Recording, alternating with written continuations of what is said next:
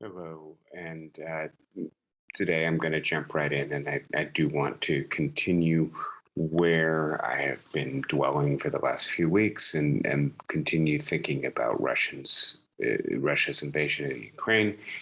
And I want to do so in a way that, on the one hand, provides an update on the grim progress of the Russian invasion of the Ukraine.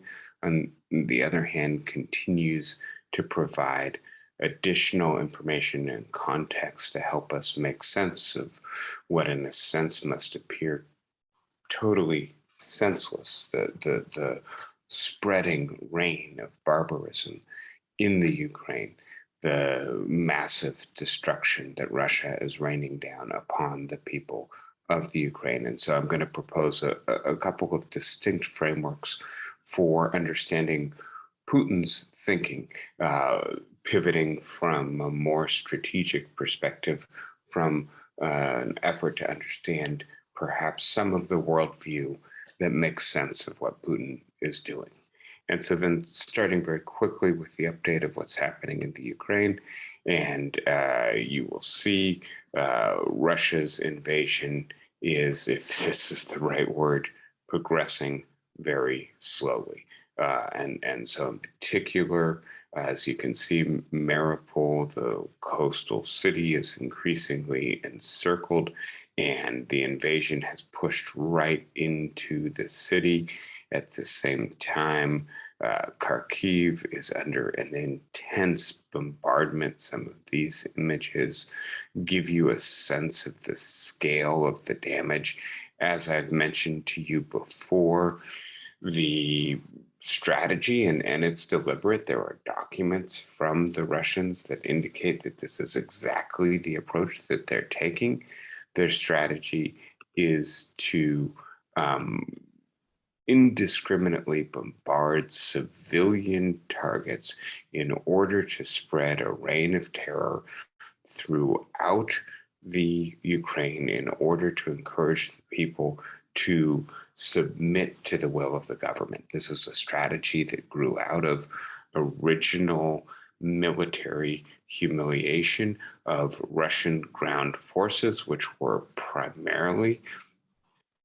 designed primarily in terms of both equipment and strategy, provisioned to fight a European ground war against NATO, not in these kinds of theaters. And so the humiliation in Afghanistan leading to the eventual withdrawal of the Soviets, and then, of course, the eventual collapse of the Soviet Union.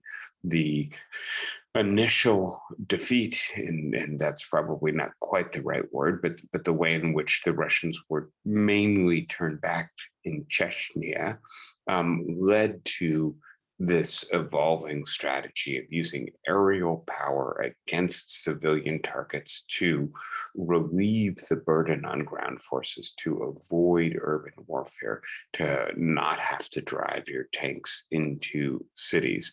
And this is the strategy that is being used, in fact, amplified in the Ukraine. And it is devastating, brutal, awful, inhumane in its consequences. As you can see in the South, the progress has actually been, and I think this probably represents a shift in strategy, a recognition that they were having trouble pushing further west to try to get to Odessa. So they're now pushing further north. And again, this is not good, obviously, for the Ukrainians. And it appears that they are on their way to joining forces from the east and from the south. And that would encircle or cut off the remaining Ukrainian forces in the southeast of the country, and then extend the area of Russian control across the majority of the southeast of the Ukraine. As I've indicated already, the Russians are bogged down. They're encountering stiff resistance from the Ukrainians, and in particular, the use of light, relatively light anti-tank and anti-aircraft weaponry that can be put in a backpack where light infantry can, on foot or in even civilian vehicles, get proximate to the Russian forces as much as maybe 2 miles away and then harry them from the ground. And in fact, this equipment is proving incredibly destructive. American missiles, British, Swedish missiles provided by the British are being used very effectively by a Ukrainian defense force that is in part military, in part civilian volunteer force. And so, as you can see, each of these yellow dots looks to a place where there's current fighting on the ground, and they are occurring throughout Russia, throughout the Ukraine. And the result, of course, is an escalation of aerial bombardment.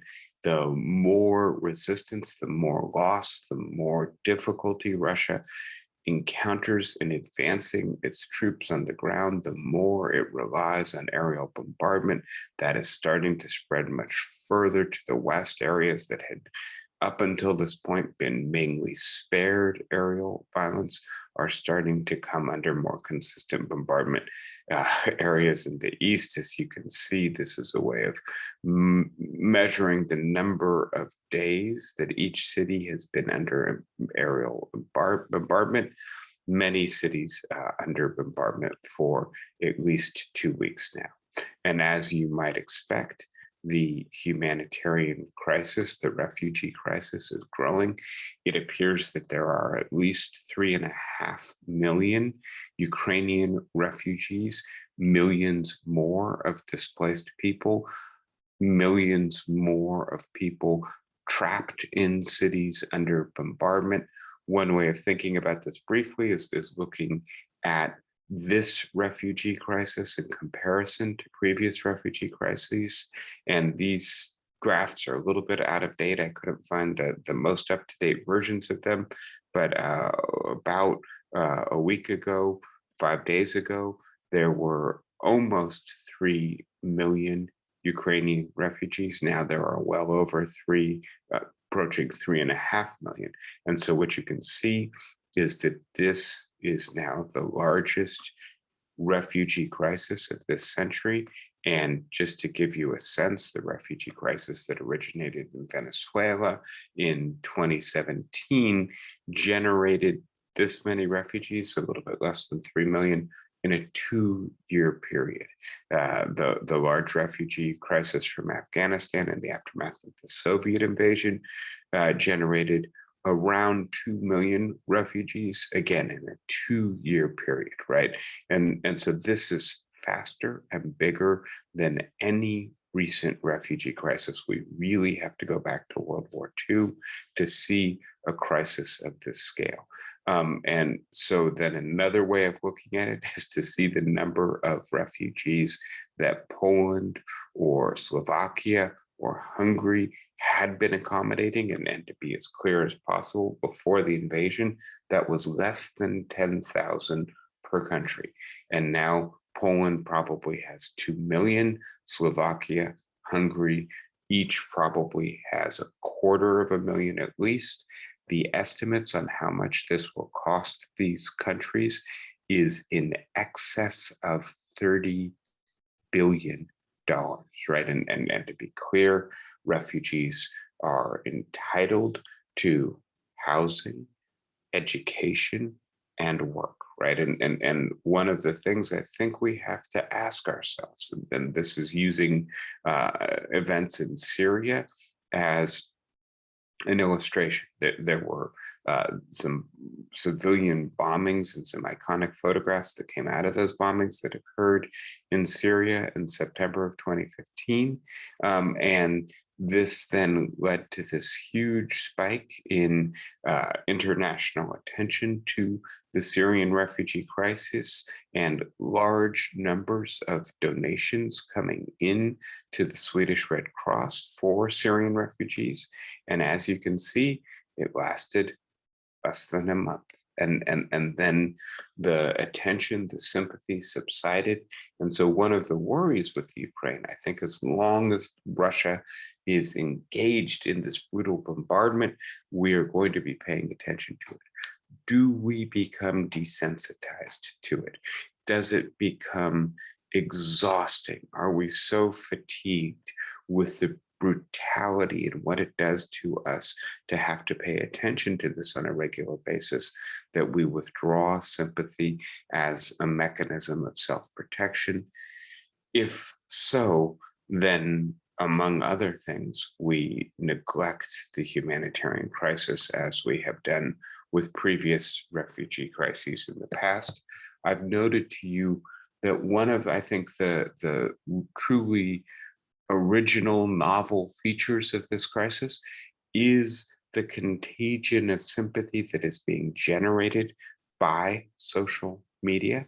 And I would just point out to you that this may change the distribution of attention, the length, the intensity of our sympathy and the attention we pay to this crisis. And we will just have to see if this results in more sustained sympathy and then more protracted efforts to actually relieve the situation of the Ukrainian refugees as they make their way out of the Ukraine into neighboring countries and then further to the west.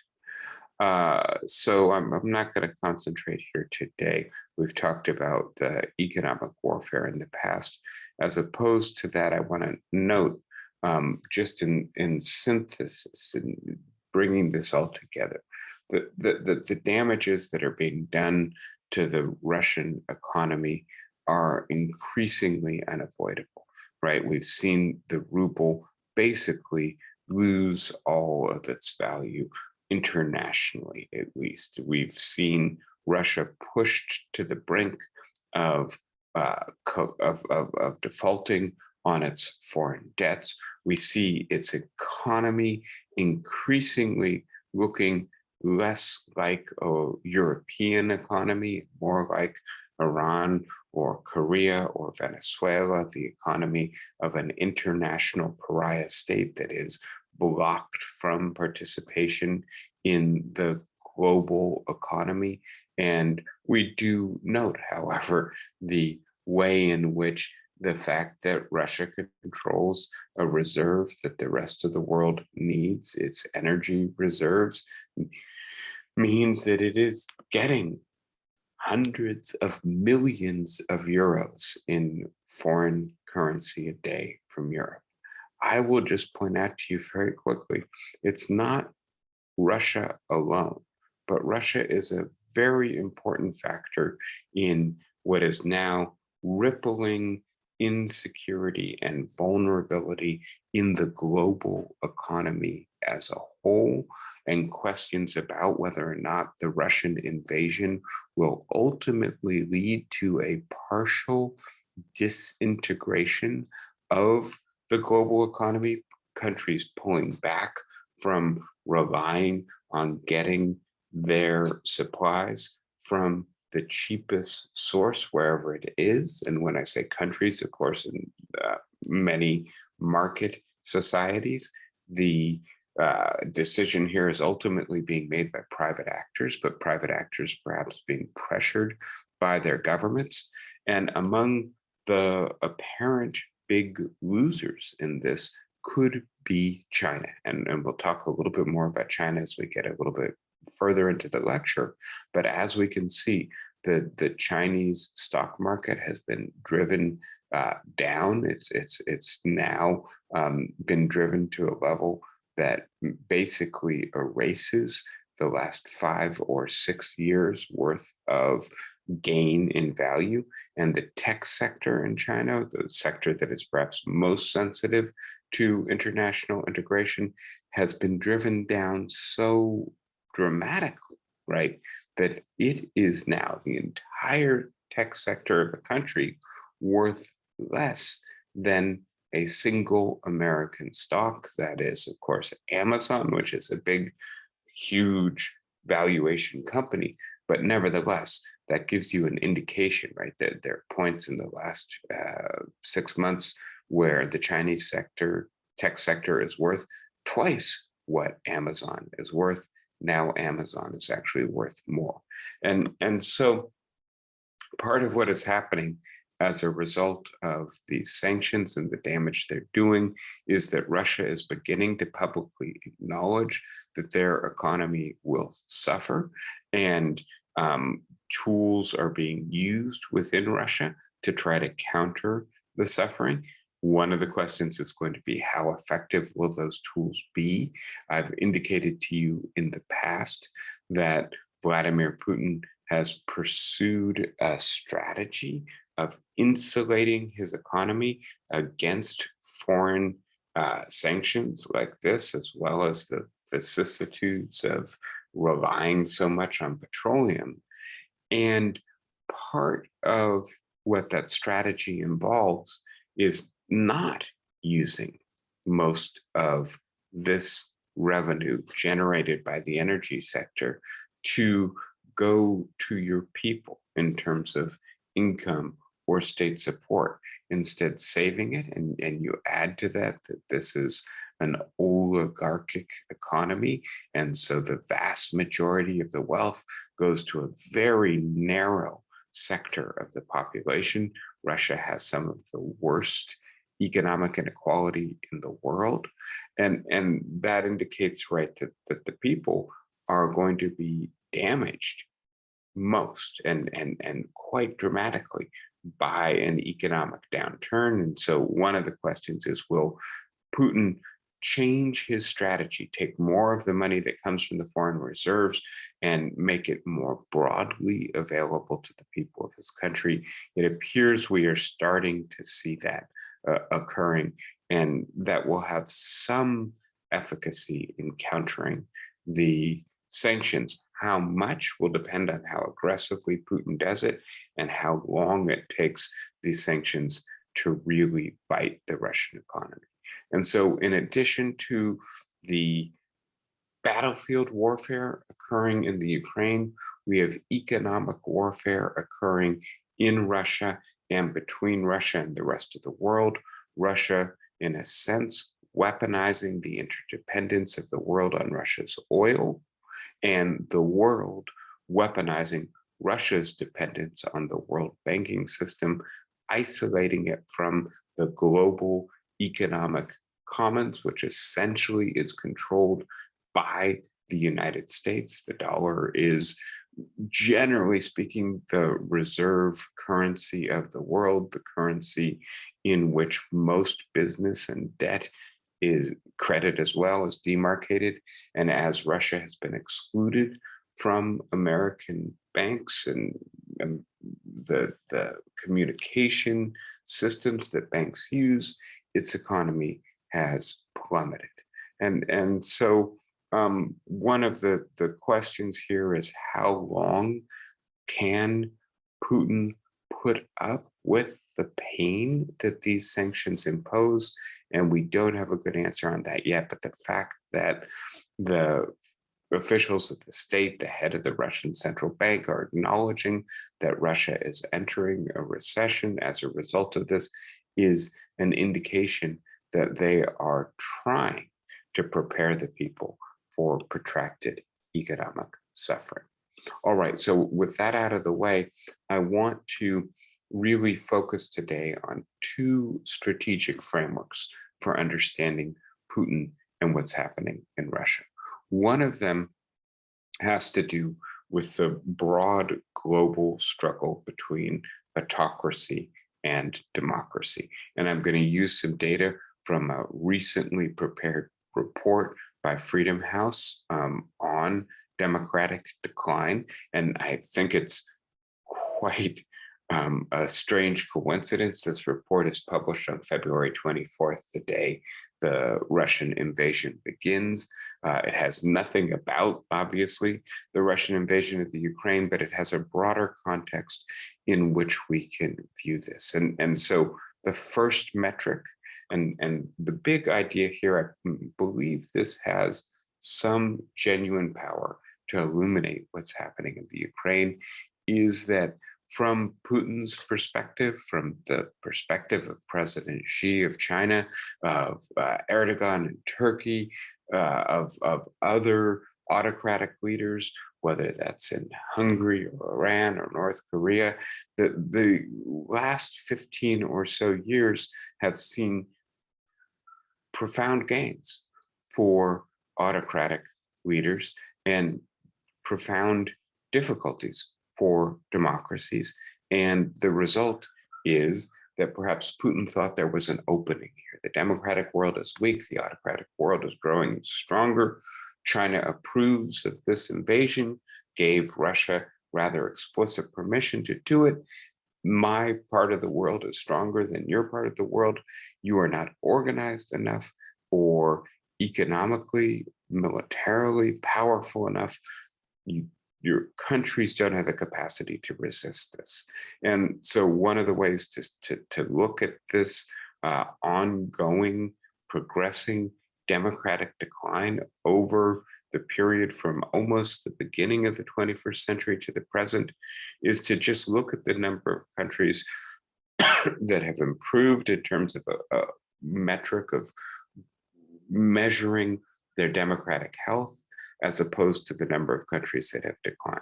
And as you can see, we start this 16-year period with improvement outnumbering decline, but in almost every year since, the number of countries declining has outnumbered the number of countries improving, and often quite substantially, 2 to 1 at various points.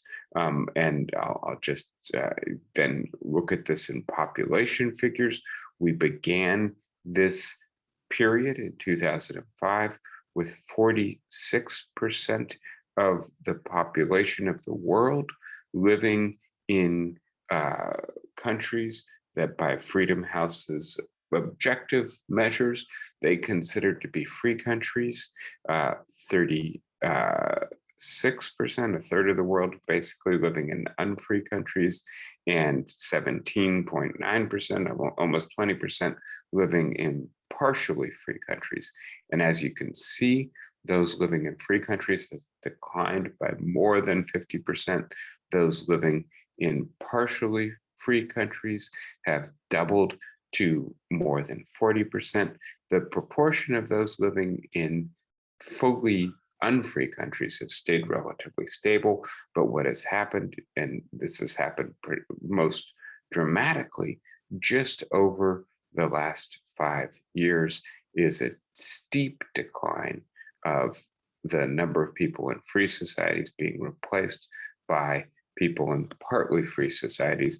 To illustrate what this looks like, you can see in Nicaragua, in Tunisia, in Myanmar, with the military taking over, in Iran, with essentially the way in which the presidential elections are conducted, resulting in no meaningful competition, in Mali, essentially 2 coups in the last year. You can get a sense of the way in which democracy is declining in relatively large parts of the world.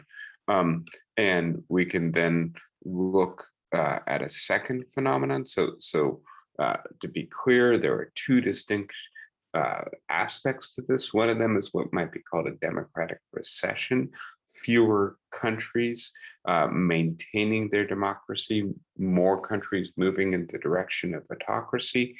And the second aspect of this is democratic backsliding. And here the idea is that the countries that are democratic, consolidated democracies like the United States are finding it more difficult to maintain democracy, and in objective, observable respects are becoming less democratic. And so the fact that there was so much controversy over the election in 2020, with the former president maintaining that it was not a fair election, with a siege on the Capitol, an invasion of the Capitol, as we were trying to register the effects of that election, as violence has risen in the United States, as we do more gerrymandering, as we engage in more disenfranchisement or efforts to make it more difficult for people to vote on these objective metrics, the United States has sunk in each of these categories. We are still considered a mainly free country, and I can give you a bit more of a sense of the relative breakdowns. But generally speaking, within established democracies, there's been attacks on media freedom, undermining of the rule of law, perverting of elections, and discrimination and mistreatment of minorities. And all of this suggests that the democratic world is not as strong as it used to be, and that perhaps the future belongs to autocracies. I think there was a sense in the middle of the pandemic that autocratic societies had done better. If we look at the economic growth of China, if we look at the turnaround in the Russian economy, this idea that state-managed economies, societies with powerful leaders, powerful parties that exercise a lot of control over the way in which the people form their opinion, etc., that is perhaps the model of the future. And Putin thought, maybe with the democratic world as weak as it is, this is an opportune time for Russia to strategically expand. And to think about why, from a strategic perspective, Putin wants to expand, I wanted to call our attention to a quote from the great American Russian strategist Zbigniew Brzezinski. You may remember he advised President Carter and Clinton, and he says in his 2012 book, Strategic Vision, it cannot be stressed enough that without Ukraine, Russia ceases to be an empire, but with Ukraine suborned and then subordinated, Russia automatically becomes an empire. And so given the riches, especially the agricultural riches of the Ukraine, this is a major goal of Russian foreign policy, to make sure that Ukraine maintains loyalty or even belongs to Russia. And it's worthwhile noting, of course, that under the leadership of various presidents since the Dignity or Maidan Revolution of 2014, the Ukraine has been moving more and more in the direction of the West, away from Russia. And this then indicated to Putin that in order to augment Russia's power, this might be an opportune time to seize the Ukraine, or at least to topple its government in order to put in place a government that would pivot back to the East, away from the West. So, having presented that perspective quickly, I want to point out some limitations, or at least some questions. The first is just whether or not this is a strategically rational campaign that Putin has put together.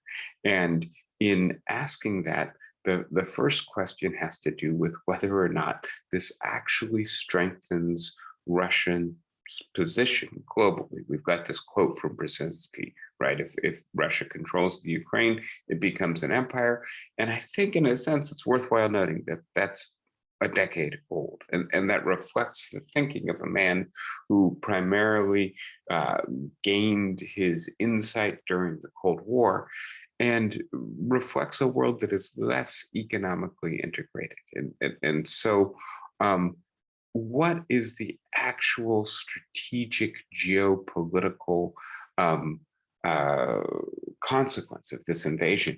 And here I want to be as clear as possible that the consequence really is that Western Europe is united against Russia, and that Russia is therefore forced to rely much more dramatically on China, right? And of course, Russia's largest land border is with China. China is much more powerful economically and militarily than Russia is. That's another thing that has changed in the years since Brzezinski cut his chops in strategic thinking.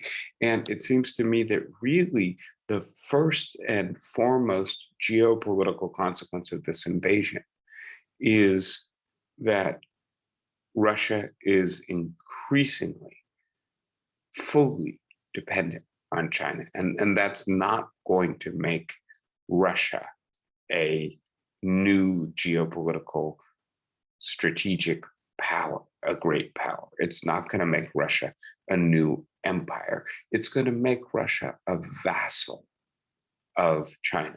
And then when we look at it again strategically, I think we have to see this as, in a sense, counterproductive. It's counterproductive in the first instance because it's exposing all of the limitations of the Russian military. In terms of a proportion of its GDP, Russia has spent more on its military than any society in the world over the last 20 years. And yet, when you put it on the battlefield, it turns out that its military is relatively vulnerable to relatively cheap weapons, that the Ukrainians who didn't even have a military a decade ago are inflicting grave losses on the Russians.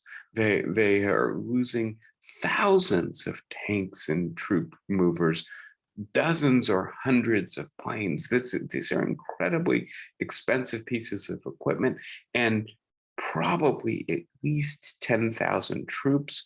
This is, in many ways, a huge disaster for the Russian military, and it is not going to impress any of Russia's rivals with their military might. But even more important is the fact that what this invasion is doing is awakening and unifying Russia's rivals, making it clear to NATO and other countries sympathetic to NATO or suspicious of Russia that Putin is tremendously, recklessly aggressive, and that only a military buildup, constant surveillance, and punishing economic sanctions, which will incapacitate the Russian economy and hence military long term, that this is what this is producing. So not the effects that if you were a rational, strategic thinker, you would want for your society. And so this raises the question, how much does this matter? And if all of these considerations matter, the strategically rational factors matter, then Putin might be changing course right now. And the fact that he's not, the fact that he launched this war, the fact that he seems to be willing to suffer both the military losses and the economic damage suggests that Putin is perhaps not a rational thinker when it comes to the way in which people who study international relations think about rationality, think about it in terms of means to ends. If you want to increase your power, what is it that it makes sense for you to do? What is it that doesn't make sense for you to do? And that suggests to me then another worldview that must be informing what Putin is doing. And here I just want to emphasize and briefly revisit what I shared with you in more detail last week, the idea that Putin is better viewed, I think, not in terms of his strategic calculations of rationality, but instead in terms of his values and his worldview. And I emphasized last time we spoke together that Putin rejects modernity. He views modernity as having created a less integrated, less moral society. And many people in Russia seem to have some sympathy for the idea that the process of modernization that they underwent in the 1990s is a process of disintegration of their society, and they don't want any more of that. And you need a strong leader like Putin to prevent it. And so they're more attracted to an authoritarian leader who will slow and maybe even reverse the rate of social change. Now, I want to add to this idea of Putin as an anti-modern and an anti-political leader, a leader who says, we don't need a parliament. All you need is me. That what matters in politics is not speech and action, but will and decision. That I will impose my will on this conflict, on this society. I will provide the leadership, the brutality, the aggression necessary, comparing himself with Ivan the Terrible and suggesting that Russian greatness is only secured by leaders like him who put their stamp using their will to power on society. One thing I didn't have a chance to emphasize, I think, enough last week is the influence of a certain strain of Russian Orthodox religious mysticism on Putin's worldview. And here I'm drawing on Timothy Snyder's work. Some of you may be familiar, one of the great Ukrainian historians teaching at Yale University, and in particular, the emphasis that Snyder puts on the mystical thinking of Ivan Ilyin. And without going into a great deal of detail, this mystical worldview suggests that God, the God of the Eastern Orthodox religious church, has abandoned the world and abandoned the world out of disappointment or dismay with Russia's turn to communism, with Russia's godless form of government, and that it is only by a violent reassertion of traditional values and then a spreading of Russian orthodoxy throughout the traditional lands of a Russian empire that Russia can repair the damage to the world in a way that allows for God to change his mind about the world and then to begin to deliver his grace onto the world again. And like I say, I can't go into detail today about this worldview, but please note what a different perspective this would be if your thinking is much more messianic than rational or strategic. Then the fact that you're suffering all of these losses in the Ukraine and in your domestic economy, that your rivals are in fact rallying around each other and strengthening their militaries, directing much more of their attention at your society and awakening to your hostility. All of that, which from a strategic point of view is a disaster for your country, from a religious, mystical point of view, may not matter at all. And so to conclude for today, I'll just say we don't know which of these worldviews is informing Putin's thinking. But I think we have to take seriously the possibility that it is the second and not only the first worldview.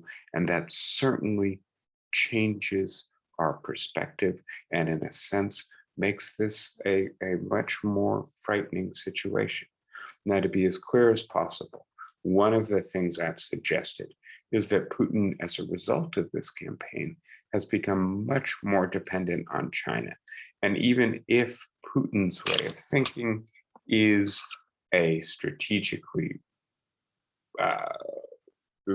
is insensitive or indifferent to strategic considerations. China certainly isn't. And China, let us hope, may be the only country in the world that has the power, perhaps, to pull Russia back. I'll leave on that note for today. I will see you again next week. Plenty to think about. Take care, everybody. Thank you. Bye bye.